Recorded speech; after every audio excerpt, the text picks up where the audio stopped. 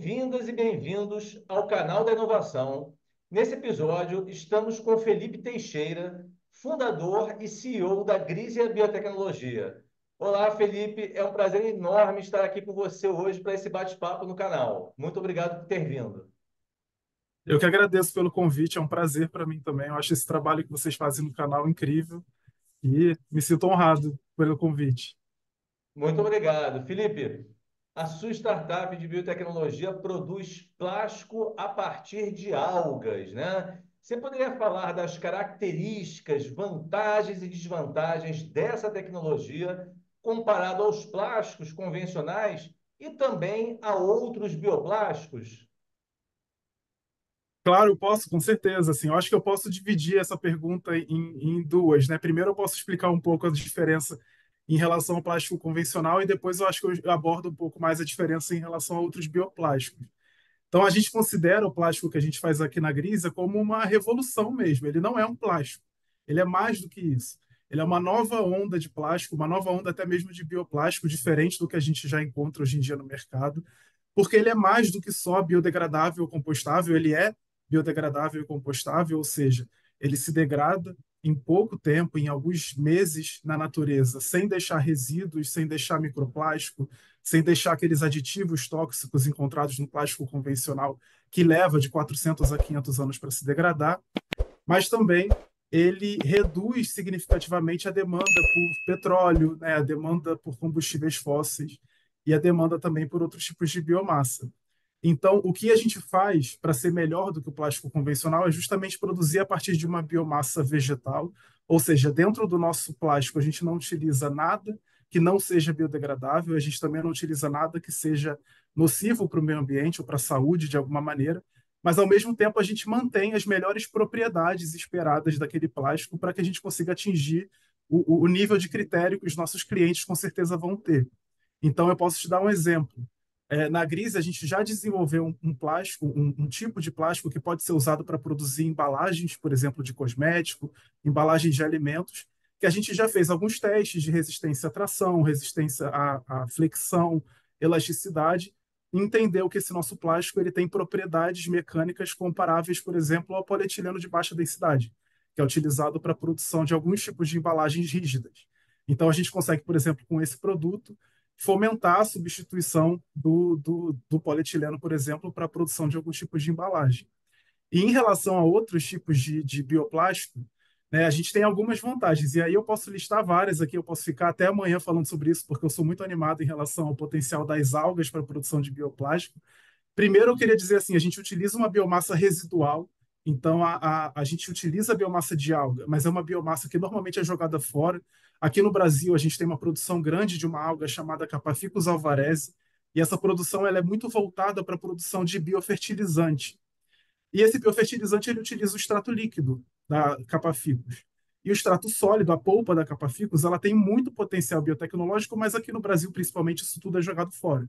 E é justamente ali que a gente encontra o nosso ouro para produzir o bioplástico. E além disso, a gente também ouve desde criança que as florestas são o pulmão do mundo, e elas são de fato, mas a gente sabe hoje em dia que as algas elas têm um potencial muito grande de absorver gás carbônico da atmosfera, de liberar oxigênio. E a gente, na Grisa, utiliza algas que são cultivadas em fazendas marinhas aqui no Brasil. A gente estimula a produção de algas cada vez mais, porque a gente quer aumentar a demanda por essas algas. E aí, com isso, a gente também consegue estimular que essas algas limpem não só o ar, onde elas estão sendo cultivadas e no planeta de uma forma geral, mas também a água, porque essas algas elas têm a capacidade de absorver excessos de nutrientes que normalmente causam algum tipo de desequilíbrio ambiental. Elas absorvem esses excessos de nutrientes para crescer, e aí, ao usar essas algas que estão ali crescendo, a gente consegue também tirar esse excesso de nutrientes e melhorar o ecossistema onde elas estão sendo cultivadas. Além disso, diferente também das principais biomassas utilizadas para a produção de bioplástico aqui no Brasil, como, por exemplo, cana-de-açúcar, mandioca, milho, açaí até a gente encontra também, as algas elas não precisam de fertilizante para crescer. Elas crescem usando os nutrientes encontrados no mar. Então, elas causam muito menos poluição. Além disso, não precisam de pesticida, não precisam de agrotóxicos, ou seja, elas realmente poluem muito menos para crescer. E mais importante, elas não usam água doce. E o desperdício de água doce é um dos grandes problemas do agronegócio. E quando você pensa numa biomassa de água, alga, elas crescem na água do mar. Então, ela não causa escassez de água doce, que é um dos grandes problemas para o futuro, que a gente vai enfrentar com certeza, e também evita o uso de outras biomassas que hoje em dia são usadas para alimentos, né? Então, a alga ela não é primordialmente usada para alimentação, então a gente não resolve o problema do plástico causando uma escassez de alimento. Então, assim, eu posso dar outros exemplos também, eu adoro essa conversa. Mas o que eu quero dizer é que realmente a gente acredita que as algas são uma alternativa melhor para a produção de bioplástico. Muito bom, né? Porque, de fato, o plástico é um problema gigantesco no mundo, né? E a gente vê até no oceano ilhas de plástico, né? Ou seja, locais onde você tem uma concentração gigantesca. E vocês estão fazendo o contrário. Vocês estão tirando algo do mar para cumprir a mesma função, né, que o plástico faz. Agora, é um tipo específico de alga ou alguns tipos de algas que vocês estão utilizando? A gente aqui no Brasil só tem uma alga que é cultivada em escala comercial em fazendas marinhas, que é a Capaficus alvarez, que é um tipo de alga vermelha, né? Existem as algas vermelhas, as marrons e as verdes. E as algas vermelhas, elas têm um cultivo muito facilitado aqui nas regiões tropicais, no Brasil. Então, a gente utiliza somente a Capaficus alvarez para a produção do nosso plástico, mas em outros lugares do mundo, existem outras empresas que produzem com algas marrons ou então produzem com algas verdes o bioplástico também. A Gris ela é a única empresa fazendo isso aqui na América do Sul, mas ela não é a única no mundo. Existem outras na Europa, nos Estados Unidos, por exemplo. A gente aqui utiliza somente a Capaficus porque a gente não quer utilizar algas que estejam na natureza. A gente não quer tirar a alga da natureza para fazer plástico, porque eu acho que isso causaria um desequilíbrio ambiental que não é o que a gente quer causar. Então a gente só utiliza algas que são cultivadas em fazendas marinhas e por isso a gente dá preferência à Capaficus. Perfeito. E você já falou um pouco, né, em relação a produtos, você falou do filme, né, é plástico. Agora, você já tem nos testes, na tecnologia, além de embalagens, você já tem em vista outros tipos de produto, né, como utilidades domésticas, por exemplo, né? Ou seja, que tipos de itens vocês estão aí no alvo de vocês no mercado de acordo, obviamente, com a compatibilidade dessa tecnologia. Então, na verdade, o céu é o limite, né? Quando a gente fala de substituição do plástico de petróleo por um bioplástico, as aplicações onde isso é possível são inúmeras. A gente aqui na Grisia foca muito na substituição do que a gente chama de plástico de uso único, que é aquele plástico que você usa por pouquíssimos minutos ou segundos e joga fora, como embalagens, descartáveis e etc. Mas o que a gente faz aqui, principalmente o produto que a gente já lançou no mercado, são os pellets injetáveis. Então, o que são esses pellets? Os pellets eles são a matéria-prima que na indústria do plástico eles utilizam para transformar o polímero num produto final, né? Numa embalagem, num copo descartável, num prato descartável, numa cadeira de plástico. Tudo isso utiliza pellets. E a gente, aqui na Grise, a nossa ideia é fazer com que a substituição do plástico de petróleo seja menos custoso para a empresa, ou seja, que ela não precise comprar novos materiais para fazer essa substituição, mas também que seja menos demandante em relação à tecnologia, que seja fácil. A gente quer facilitar para as empresas fazerem essa transição. Então, o nosso primeiro produto que foi lançado no mercado foram esses pellets injetáveis, onde a gente faz exatamente o que eles já utilizam, só que dessa vez a gente faz melhor, a gente faz com bioplástico, com plástico biodegradável. Então, a gente oferece essa alternativa onde a empresa consegue usar exatamente o que ela já utiliza.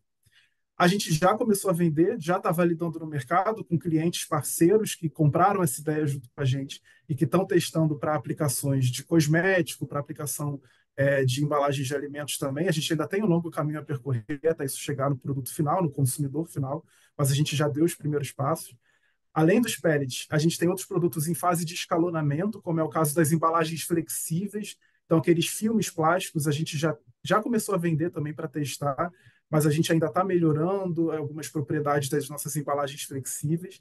A gente também já desenvolveu, e aí a gente está numa fase um pouco mais inicial de desenvolvimento, de pesquisa, filamentos de impressão 3D, produtos descartáveis e também algumas soluções para o setor agrícola, porque a gente acredita que aqui no Brasil o setor agrícola ele é um setor muito relevante para a nossa economia e é muito importante alguém pensar também nas formas de descarbonizar o setor agrícola e fazer com que ele tenha menos impacto no meio ambiente, principalmente nessa parte dos plásticos, que é o que a gente faz.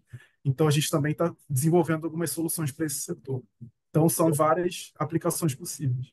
Perfeito. E você comentou, né? Quer dizer, na verdade, as indústrias de transformação plástica elas vão utilizar exatamente o mesmo equipamento que elas já possuem, né? Ou seja, a injetora, Exato. tá, com a Aqui no, matéria-prima assim, aqui no diferente. Brasil, a gente tem um grande problema, né? Uma grande barreira de entrada, que são as indústrias de plástico. Elas normalmente não têm muito dinheiro para investir em novas tecnologias. Quando a gente pensa em maneiras de fomentar essa substituição, a gente tem que pensar em reduzir barreira de entrada e reduzir custos associados à implementação dos bioplásticos. E quem tem que pensar isso são as empresas que estão desenvolvendo o bioplástico. Não tem jeito, né? Não é a empresa que vai comprar que vai pensar nisso por nós. Então, a Grisa trabalha muito para reduzir custo, trabalha muito também para reduzir essa barreira de entrada, custos associados à implementação, fazer com que o pellet consiga ser utilizado pelo mesmo equipamento que já usa o pellet de polietileno, por exemplo, para que a empresa só precise talvez ajustar a temperatura, ajustar a pressão e sair exatamente o produto que ela já estava produzindo antes, só que agora feito com o nosso bioplástico. Então, esse é o nosso nossa principal força-tarefa aqui na empresa, conseguir facilitar a vida dos nossos clientes. Pô, com certeza, Felipe. Olha, parabéns aí pela tecnologia. Dá orgulho de ser brasileiro quando a gente vê essas soluções sustentáveis, né, que têm um impacto gigantesco aí no planeta e que estão apontando aí para o futuro, né? Então, muito obrigado mais uma vez pela entrevista. Eu que agradeço. Me coloco à disposição também se alguém quiser entrar em contato.